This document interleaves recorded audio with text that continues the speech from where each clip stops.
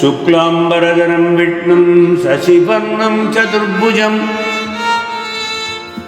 प्रसन्नवदनं ध्यायेत् सर्वविघ्नोपशान्तये। गुरुर्ब्रह्मा गुरुर्विष्णुः गुरुर्देवो महेश्वरः गुरुः साक्षात् परब्रह्म तस्मै श्री गुरवे नमः। वञ्जनानन्दनं वीरं जानकी शोकनाशनं कपीशमक्षहन्तारं वन्दे लङ्काभयङ्करम्। कृष्णाय वासुदेवाय देवकी नन्दनाय च नन्दगोपकुमाराय गोविन्दाय नमो नमः। गोविन्दाय नमो नमः।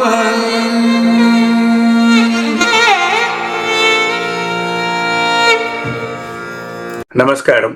Welcome to the 55th session of our Narayaneeyam Satsangam as we conclude Dasakam 35 and also our mini-series Sri Rãmãyana-saptãham. A significant portion of our prior session, namely the 6th episode, was dedicated to the Vibhishana Sharanagati and the surrender of Samudra Raja. We recounted the Vanaras building the monumental bridge, the crossing of the ocean, the slaying of Kumbhakarna and Ravana, and the eventual crowning of Vibhishana. We also briefly addressed the episode of Sita's Agni Pravesham, which remains one of the most debated incidents in the Ramayana to this day. Interestingly, neither Tulsidas in the Ramcharitmanas nor Kampa Chakravarti in the Rama-avatara criticized the event in a modern secular sense. Instead, they theologically restructured the narrative to protect Sita's purity and Rama's divinity concurrently from any hint of scandal or earthly frailty.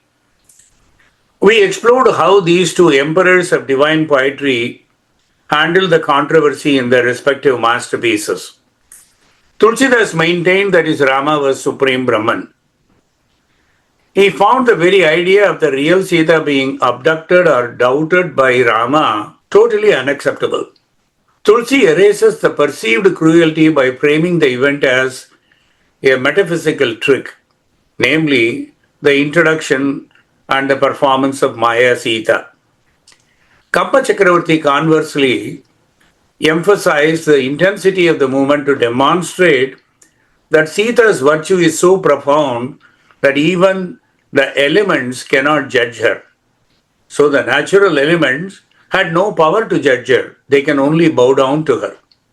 Both poets were essentially addressing the discomfort felt by their audiences regarding Sita's treatment, ensuring she remained an unsullied figure of power and grace.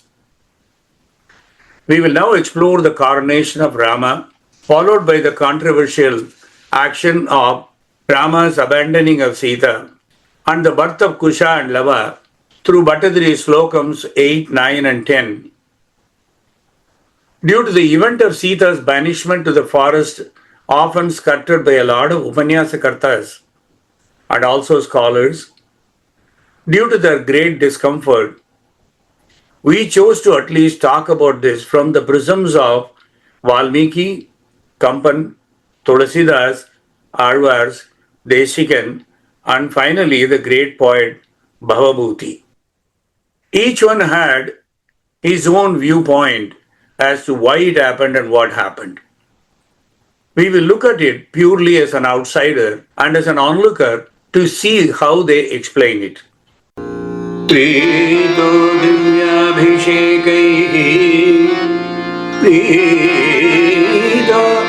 divyabhishekaihi ayuta samadhikan vatsaran paryanosi maitilyam papavacha Shiva, Shiva, Shiva, Shiva, Maitreyaam Papavacha, Shiva, Shiva, Shiva, Kilatam Garbhini Abhyagasi, Shatrughnena Ardhayitva, Lavana Nisicharam, Prarthayaha Shudrapasam, Tavat Valmiki Gege, Kritavasati Upasuta, Sita Sutau, Tavat Valmiki Gege, Kritavasati Upasuta, Sita Sutau.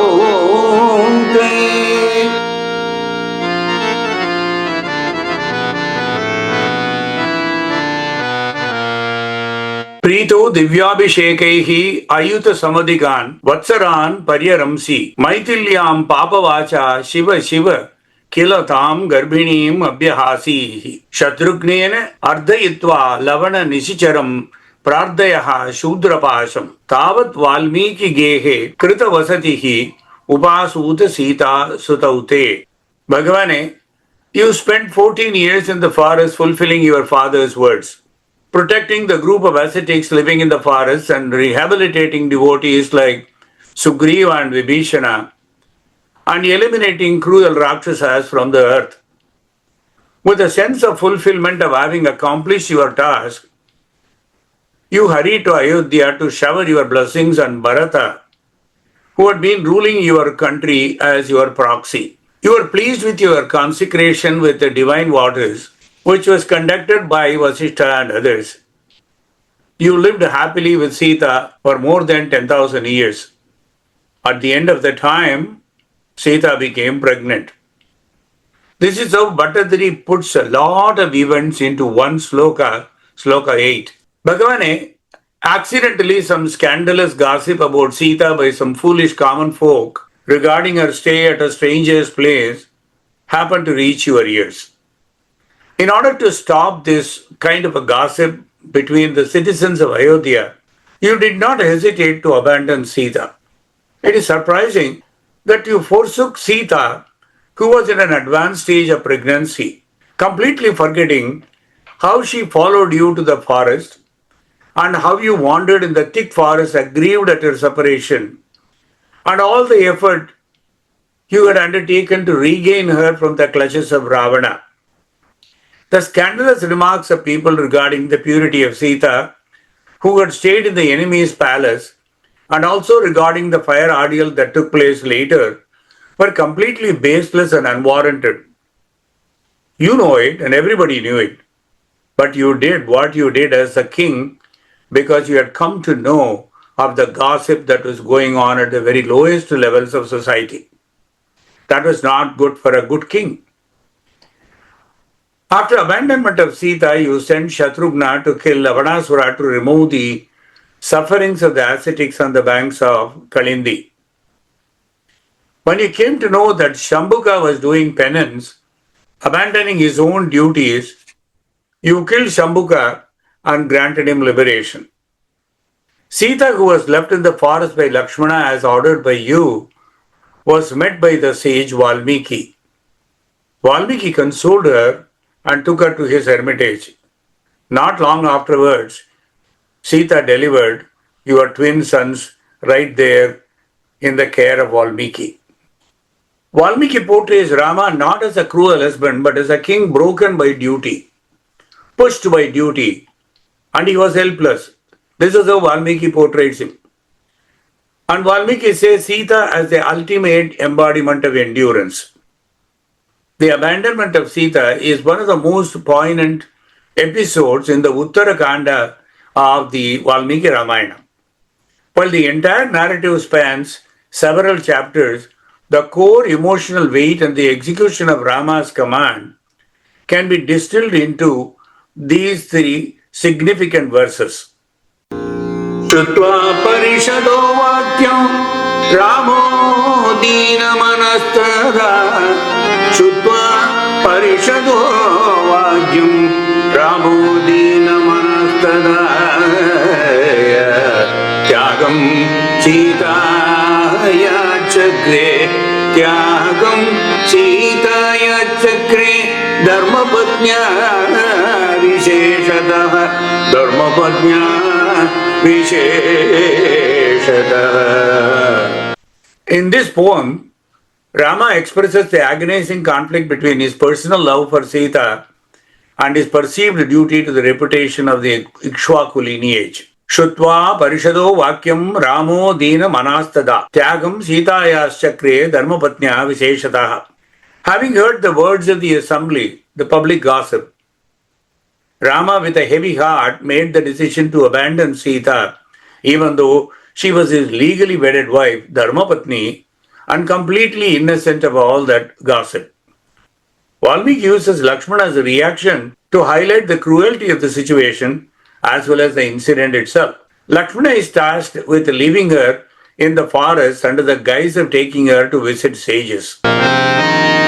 Saratam Sapayitva Tire Bhagirati Shubhe Saratam Sapayitva Tire Bhagirati Shubhe Uvacha Lakshmano Dinaha Sitam Paramadukitaha Uvacha Lakshmano Dina Sitam Paramadukitaha.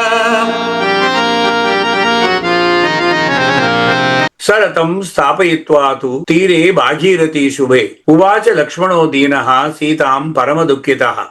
Having stopped the chariot on the auspicious banks of the Bhagirathi, the miserable Lakshmana, overwhelmed with supreme sorrow, spoke to Sita, hesitantly revealing the truth of her exile. Mam vidhi janaka prakyam Rama pranam cha maithili. Mam vidhi janaka prakyam Rama pranam cha maithili. Japam cha Rama bhadrena nishpapam loga garhana. Japam cha Rama bhadrena nishpapam loga garhana.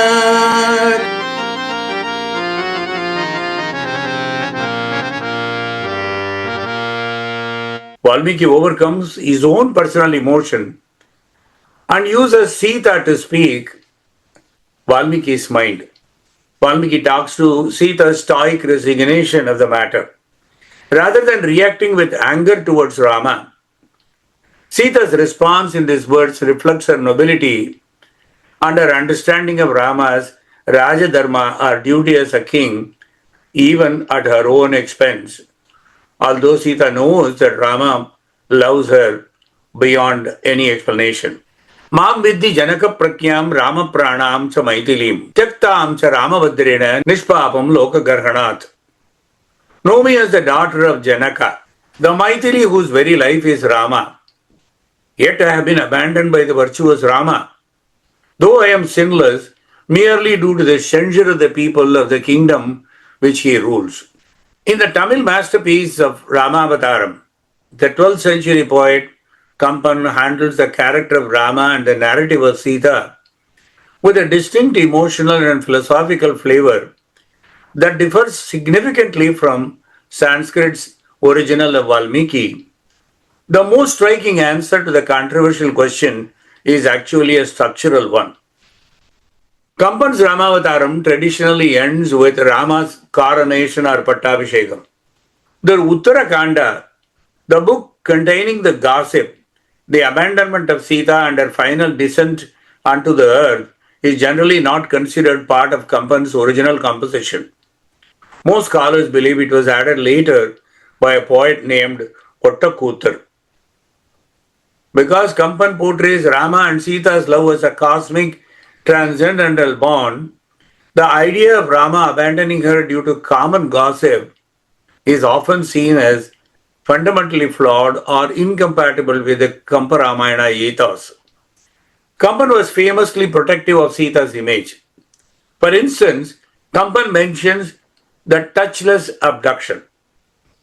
Unlike Valmiki's version where Ravana physically carries Sita, Kampan writes that Ravana uprooted the entire piece of earth upon which Sita's hut stood and carried the entire piece, so he would never have to touch her.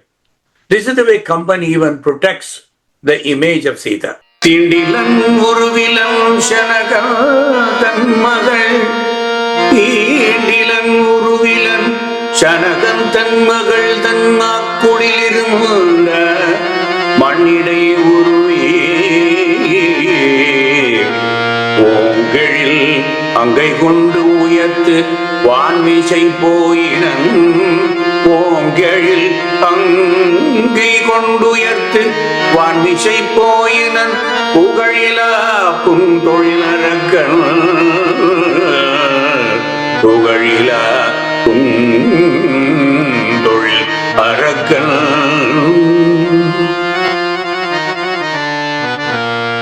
This high level of ritual purity maintained throughout Kampan's work makes the later gossip and abandonment feel even more baseless.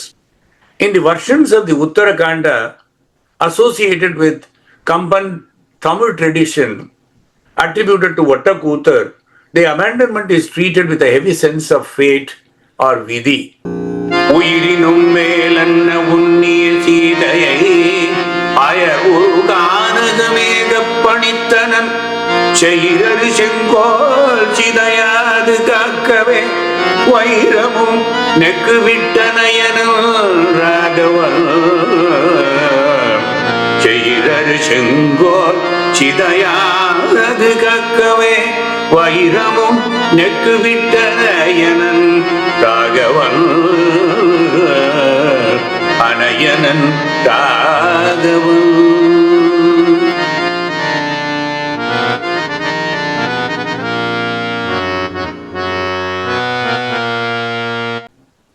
Quickly, the focus shifts to the suffering of the king. It emphasizes that Rama's heart was shattered into 1,000 pieces, portraying him not as a cold judge, but as a victim of his own royal duty. This Tamil rendition leans heavily into the Shringara and Karuna rasas, making the separation a source of intense poetic lamentation. இந்த தருணம் சீதையை காட்டில் விட்டு விட்டு வருமாறு லக்ஷ்மணனிடம் பணித்த பிறகு ராமன் அடைந்த துயரத்தை விவரிக்க இயலாது. இதயம் கொண்ட நீதிபதியாக காட்டாமல் கடமைக்காக தன் உயிரையே பலி கொடுக்கும் ஒரு தியாகியாகத்தான் சித்தரிக்கிறது. வைரத்தை போன்ற வலிமையான ராமனது இதயமே நெக்கு விட்டு போனது, அதாவது சிதைந்து போனது என்கிற உருவகம் அவர் அரியணையில் அமர்ந்திருந்தாலும் உள்ளுக்குள்ளே ஒரு சுடுகாட்டை சுமந்து கொண்டிருந்தார் ராமர் என்பதை உணர்த்துகிறது. ஒரு மன்னனாக அவர் எடுத்த முடிவு ஒரு கணவராக அவரை தோல்வியடைய செய்கிறது. இந்த முரண்பாடு தமிழ் இலக்கியத்தில் மிக உருக்கமாக சித்தரிக்கப்படுகிறது. வேறு எந்த ராமாயணத்திலும் இப்படி காட்டவில்லை. Tulsidas chose not to include the Sita Tyaga or abandonment of Sita or the final Bhumi Pravesham or Sita's return to the earth in the end. None of that was portrayed. Tulsi did not raise objections to the abandonment because within the framework of his own narrative, according to him, it never happened. The Maya Sita concept is another important thing for Tulsi. Earlier in the poem, during the Aranyakanda, Tulsi introduces the idea of the Maya Sita or an illusory or shadow Sita. Lakshman गए बन ही जब लेने अब सो कहिए जो कौतुक कीने पावक जरक सिकीनी निवास हम जो गर्भ सुचरित प्रकाश लक्ष्मण गए बन ही जब लेने अब सो कही जो कौतुक कीने पावक जरक सिकीनी निवास हम जो गर्भ सुचरित प्रकाश चरित प्रकाश निज प्रतिबिंब राखी तग सीता तैसई शील रूप सुविनीत निज प्रतिबिंब राखी तग सीता तैसई शील रूप सुविनीत निज प्रतिबिंब राखी तग सीता तैसई शील रूप सुविनीता रूप सुविनीता. निज प्रतिबिंब राकित hi Sita, taise yasila rupa subanita. Sita left there only her shadow or image. Practically in modern days, we call it a clone. But this clone was not the real Sita, according to Tulsi. And since real Sita was already divine and untouchable, the need for a secondary trial or abandonment in the final chapter became narratively redundant for Tulsi. Saint Tyagaraja, though supreme devotee of Lord Rama, often adopted Ninda Stuti, praising Rama through blame style of composition. Tyagaraja's deep empathy for Sita Mata occasionally manifested as sharp lyrical indignation towards Rama for his perceived cruelty or harshness in abandoning Sita. He did not just see Rama as a distant deity, but also as a relatable figure whom he could question with the intimacy of a close friend or a pained devotee, since he asserted that he had the right to do so. The theme of Sita Bhagyam, or Sita's fortune, Tyagaraja often argued that it was the other way around. Namely, Rama's greatness was entirely derived from Sita. In his view, Rama's decision to abandon her was not just as a personal cruelty, but a logical fallacy. In the famous Kriti Ma Janaki Chatapattaka in Kamboji, Tyagaraja boldly asserts that Rama attained his fame as a Ravanari, or the enemy of Ravana, only because of the hand-holding or panigrahana of Janaki. Tyagaraja implies that Rama's valor is secondary to Sita's power, making her abandonment even more poignant and unjustifiable, and which Tyagaraja could not even tolerate the idea. Ma Janaki Chatapattaka, Ma Janaki Chatapattaka, Ma Janaki Chatapattaka, Ma Janaki Chatapattaka, Ma Janaki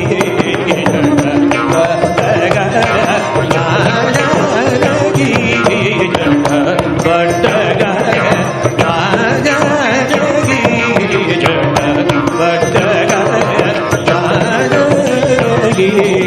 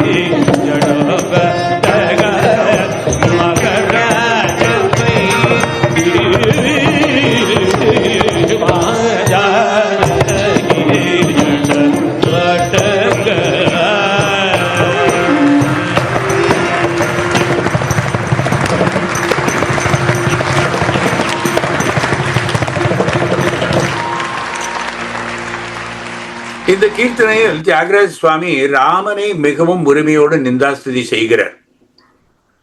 ராமனே, நீ இன்று உலகமே போற்றும் மகா சக்கரவர்த்தியாகவும் ராவணனை அழித்த வீரனாகவும் புகழப்படுகிறாய் என்றால் அதற்கு முழு முதற் காரணம் அன்னை ஜானகி சீதா தேவி உன்னை கைப்பிடித்ததுதான்.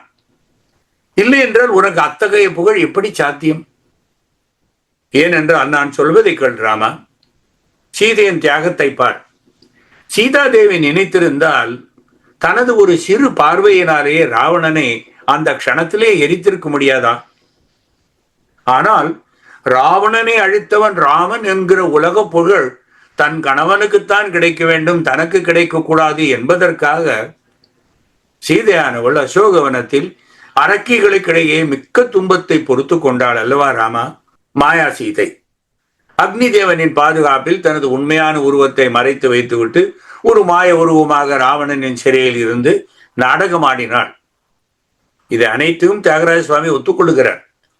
இது அனைத்தும் ராமனின் கீர்த்தி உலகெங்கும் பரவ வேண்டும் என்பதற்காகவே செய்தாள் அல்லவா ஜானகி அம்மா என்று ராமனை உரிமையோடு நிந்தாஸ்துதி செய்கிறார்.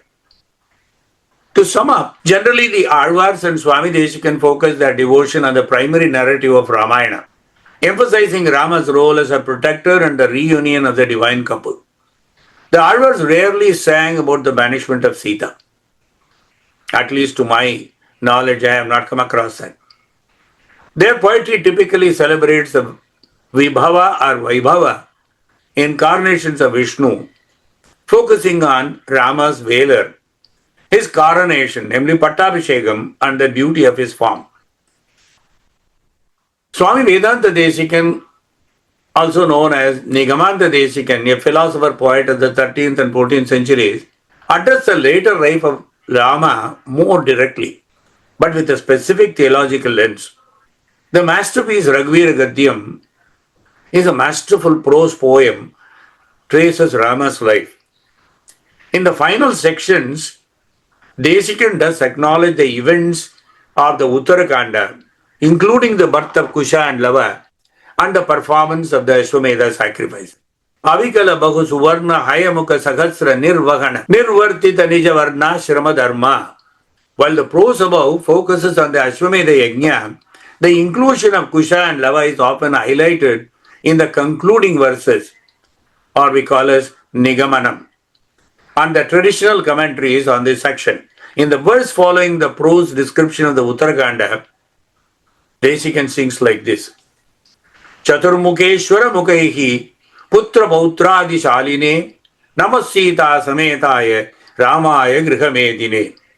Salutations to Rama, the householder, Grihamedine, who is united with Sita and who shines with sons Kusha and Lava and grandsons Putra Pautra, and who is praised by the likes of the four-faced Brahma and Shiva. The theological treatment here is, Desikan and other acharyas often view this separation not as a mundane domestic tragedy, but as a divine play or a leela. They emphasize that even in separation, Rama and Sita are never truly divided in spirit. By humanizing the divine figures, Bhavabhuti turned a political banishment into a drama of the heart, making it one of the most revered works in Sanskrit literature. During my graduate study, Bhavabhuti's Uttarama Charita was one of the literary works for my final examination. In the Uttarama Charitam, Bhavabhuti's mastery of the Sanskrit language allows him to condense complex emotions into 250 plus verses in 7 chapters. As regards Rama's conflict, Vajradavi Katorani Mruduni Kusumadavi Lokottaranam Chetamsi Konu Vigyatum Argasi. Who indeed can understand the minds of extraordinary men, great people, which are harder than a diamond and yet softer than a flower?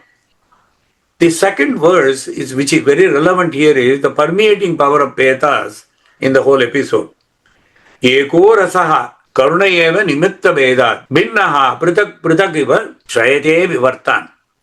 There is only one sentiment, Petas, which due to different causes appears to be changed into diverse forms as water takes the form of ripples or foam. Sita's invisible presence throughout Ramayana is highlighted in Uttarama-charita by Bhavabhuti in this slokam.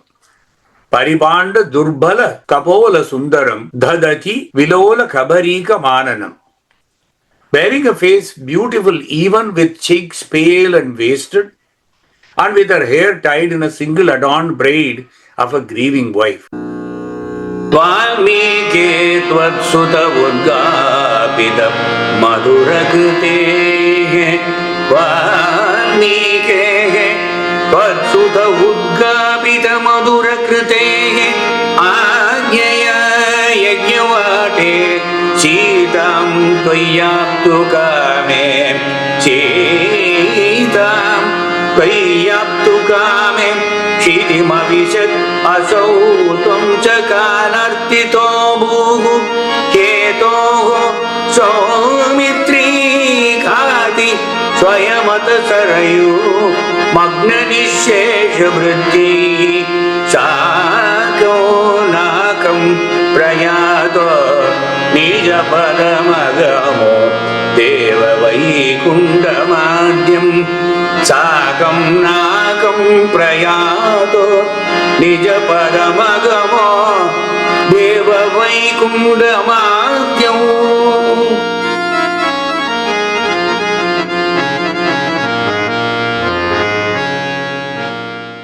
Valmikehe tvatsutta udghapita madhurakritehe Ajnaya yajnavate Sitam tvayaptu kame Shitim avishat asau Tvam kala artito bhuhu Hetoho saumitri ghati Swayamata sarayu magna nishesha vrittihi Sakam nakam prayato Nijapadamagamo Daiva Vaikunda Madhyam. A few years after the banishment of Sita, O Rama, you started the divine sacrifice of Ashwamedha.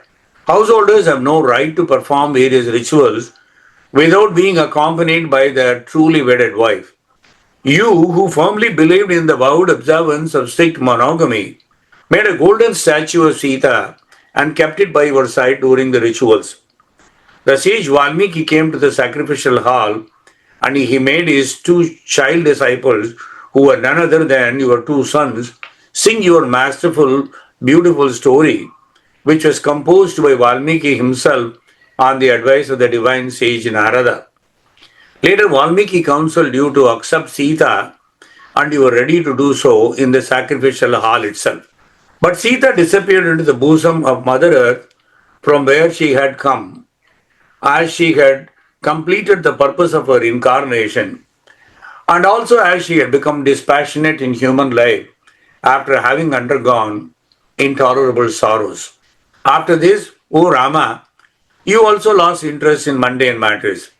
Meanwhile, Kala Purusha, or the deity of time, came to Ayodhya in the guise of an ascetic and wanted to have a private or a secret conversation only with you.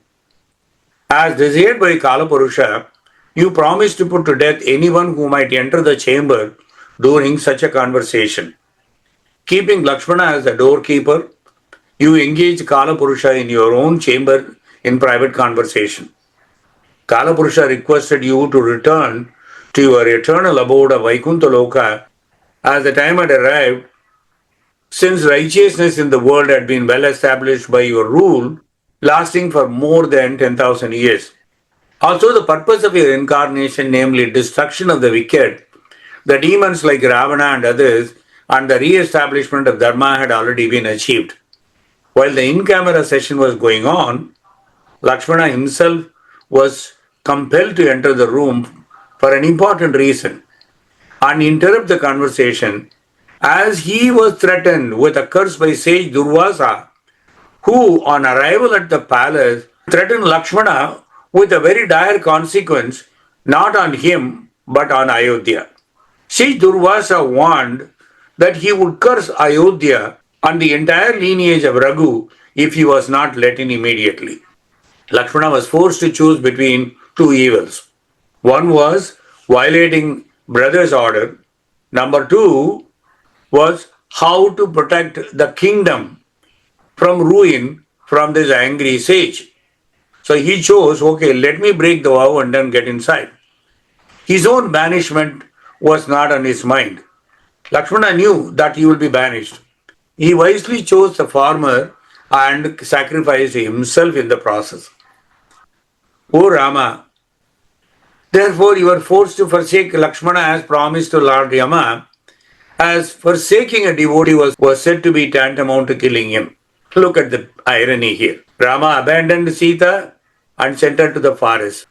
The shadow Lakshmana, who had gone through so much during those thousands and thousands of years of living alongside Rama and doing sevakam for him, was also banished. What a sorrow Rama had to go through during the entire Rãmãyanam. Immediately, Lakshmana reached the river Sarayu and with his yogic powers discarded the physical body and attained his real form of Adisesha.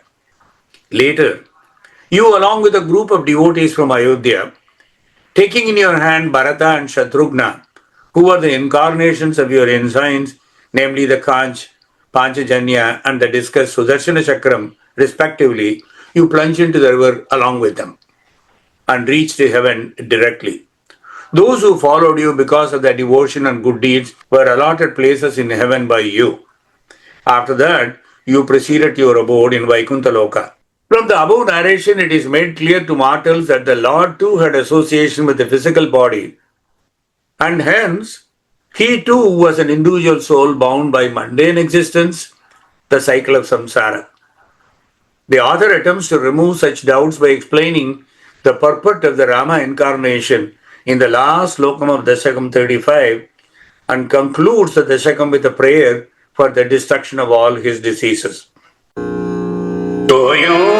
Rama-avatara खलु नियतं मत्य शिक्षार्थमेवं विश्लेषात्तिः निरागत्य जन्मपि भवेत् कामधर्मातिशक्य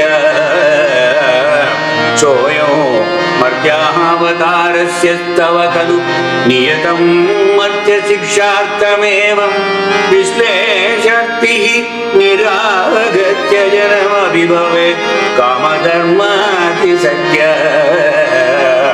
no चेत् स्वात्मानुभूतेः क्वनु तव मनसो विक्रिया चक्रपाणे सत्त्वैकमूर्ते सत्त्वो सत्त्वैकमूर्ते पवनपुरपते व्याधुनु व्याधिताप चक्रपाणे सत्त्वैकमूर्ते पवनपुरपते व्याधुनु व्याधिताप व्याधुनु व्याधिताप व्याधुनु पवनपुरपते व्याधिताप सोयम मर्त्यावतारस्तव खलु नियतम मर्त्य शिक्षार्थमेवं विश्लेषार्थिः निरागस त्यजनमपि भवेत् कामधर्मादि शक्त्या नो चेत् स्वात्मानुभूतेः क्वनु तव मनसो विक्रिया चक्रपाणे सत्त्वं सत्त्वैकमूर्ते पवनपुरपते व्याधुनु व्याधितापान्. O Bhagavane, this incarnation, namely I am, just demonstrated to us assuming the form of a human being by you of such nature, namely Saha. So I am. Saha I am. I am is the incarnation. Saha is the nature, who are beyond the realm of Maya and whose glory is beyond the comprehension of even gods like Brahma and others. He is nothing different from what an actor would do on the stage after having donned the garb for a particular role. Here I am reminded, I'm sure most of you must be thinking the same, the famous monologue from Shakespeare's comedy As You Like It, spoken by the character Jax. It compares life to a play with humans as actors having exits and entrances and playing 7 distinct roles or 7 ages ranging from infancy to old age. I am sure most of you recollect those monologues. All the world is a stage and all the men and women merely players. They have their exits and their entrances. And one man in his time plays many parts, his acts being 7 ages. I'm sure Shakespeare must have really been inspired by Ramayana, especially the way Rama had to go through the 7 stages and finally had to disappear. Just as an actor puts on a costume and mimics emotions without actually being transformed by them, Bhagavan assumed a human form, Maya Manusha Vigraha, to play a part. The performance is not for the Lord's benefit, but for the instruction of humanity. Unlike humans, who are born due to prarabdha karma or past deeds and are subservient to Maya, the Lord enters the world by his own will, remaining untouched by the script. The incidents of the epic highlight subtle but vital lessons.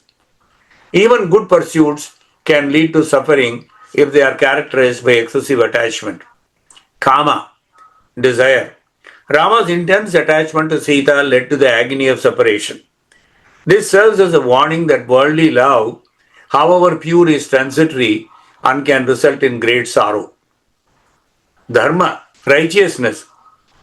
Interestingly, the epic suggests that even an excess of dharma can lead to pain, such as when Rama felt compelled by the strict code of conduct to forsake the innocent Sita when she was pregnant, or his loyal brother Lakshmana for doing only good to the country, protecting the country from sage Durvasa. Even in both instances, Rama was following dharma. Excessive compulsion to follow the strict code of dharma also can have its own consequences. The divine nature, beyond the gunas. The epic argues against the idea that the Lord actually suffers or is bound by the mind. It uses the following logic. While Valmiki called him a human, Kampan and Tulasi always referred him to be a Brahman in the guise of a human. The mind is the cause. According to the Brahma Bindu Upanishad, about which I have mentioned earlier in a different session, the mind is the cause of both bondage and liberation. Manayeva manushyanam karanam bandha mokshayoho. Bandhaya vishayasaktam muktam nirvishayam svartam. Bandha or bondage occurs when the mind is attached to Vishaya or the external objects, driven by Rajas and Tamas. When the mind is nirvishaya or free from objective attachment, it rests in its pure state.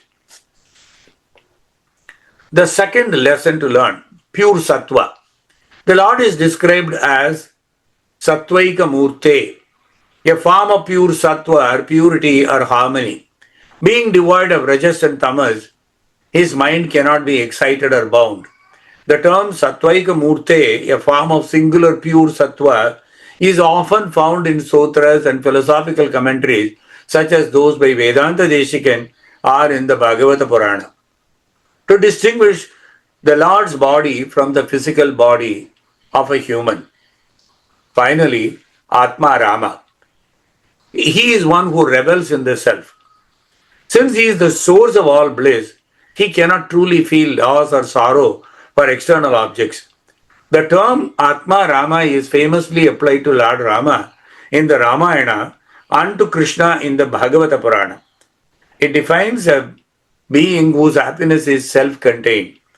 Atma Ramascha Munayo Nirgranda Apyurukrame Kurvantya Haitukiyam Bhaktim Ittam Bhuta Guno Harihi. The Lord as the controller of time. Bhattadari invokes the name Chakrapani, the wielder of the discus or the wheel of time. The wheel of time, humans are victims of time, aging and circumstance. The controller, the Lord controls the wheel of time. Therefore, the passage of years or the changing of seasons, which brings about separation and death, they all have no power over Bhagavan. Before we conclude Ramayanam and before we conclude this Ramayana-saptãham and Dashakam 35 and this session, let us listen to a very soothing Ramayanam by Maharaja Swati Tirunal. Swati Tirunal's masterpiece was tuned by Semangudi Srinivasayar, and that really puts into play a very nice Samkshepa Ramayanam. That will be a fitting finale for our Ramayana-saptãham. Let us now listen to the Ramayanam.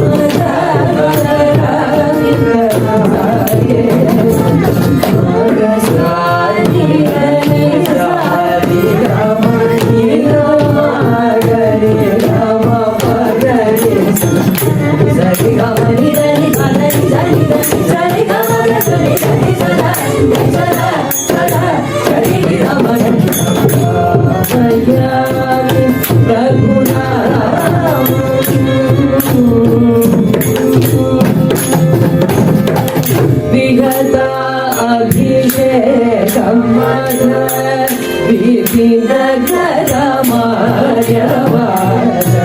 सहित Sita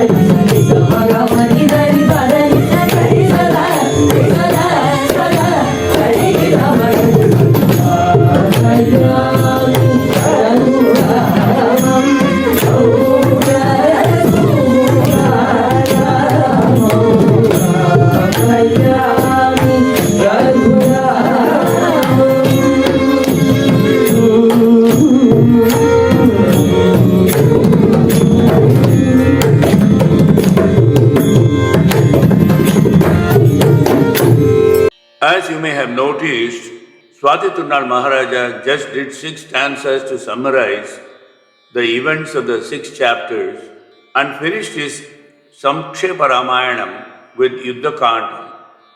He was like many others who followed Valmiki, uncomfortable to go beyond Yuddha Kanda. The last stanza of Swati Tirunal Maharaja's Ramayanam summarizes the summary of Ramayanam. Kalitavara Setu Bandham Khala Nisima Pishidashana Dhalanam Urudashakanda Vidaranam Ati Dhiram Jwalana Puta Janaka Suta Sahitam Yata Saketam Vilasita Pattabhishekam Vishwapalam Padmanabham. The courageous Lord Rama built the great bridge, destroyed the endless demon host, and slew the mighty Ravana.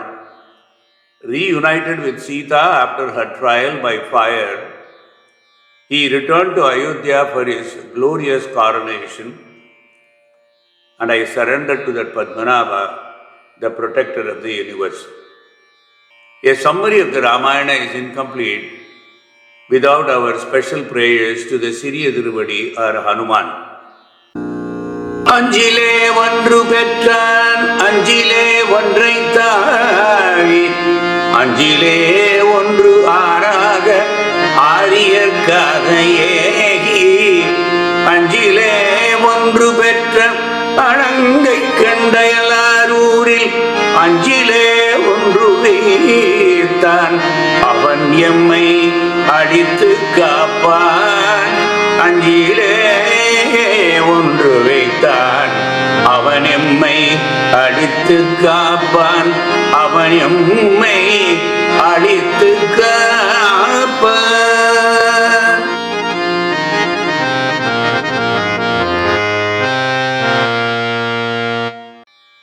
The next verse highlights the eternal bond between the servant and the master. அஞ்சிலே ஒன்று பெற்றான் அஞ்சிலே ஒன்றை தாவி அஞ்சிலே ஒன்று ஆறாக ஆரியர்க்காக ஏகி அஞ்சிலே ஒன்று பெற்ற அணங்கை கண்டு அயலார் ஊரில் அஞ்சிலே ஒன்று வைத்தான் அவன் எம்மை அழித்து காப்பான். One from the 5 elements that bore him. Hanuman is the son of Vayu, which is one of the 5 elements. Anjile ஒன்று பெற்றான். He leaped across one of the 5, Anjile ஒன்றை தாவி. He crossed the ocean by flying through the Akasham or ether or sky, another element. Anjile ஒன்று ஆறாக. He went for his Lord Rama across one of the 5, which was a path. ஆரியர்க்காக ஏகி அஞ்சிலே ஒன்று பெற்ற அணங்கை கண்டு. He crossed the water to reach Lanka on a mission for Lord Rama. Ayalar Uril, he saw the lady who was born from one of the 5. Anjile ஒன்று வைத்தான். He found Sita Devi, who is the daughter of the earth, Bhuma Devi, in the city of his enemies, namely Lanka. Avan எம்மை அடித்து காப்பான். May he, that Hanuman, protect us with his profound grace. Om Namo Bhagavate Vasudevaya. Om Namo Bhagavate Narayanaya. Om Hare Guruvayurappa. Narayana Narayana Narayana Narayana Narayana Narayana Narayana Narayana Narayana Narayana Narayana Narayana Narayana Narayana Narayana Hare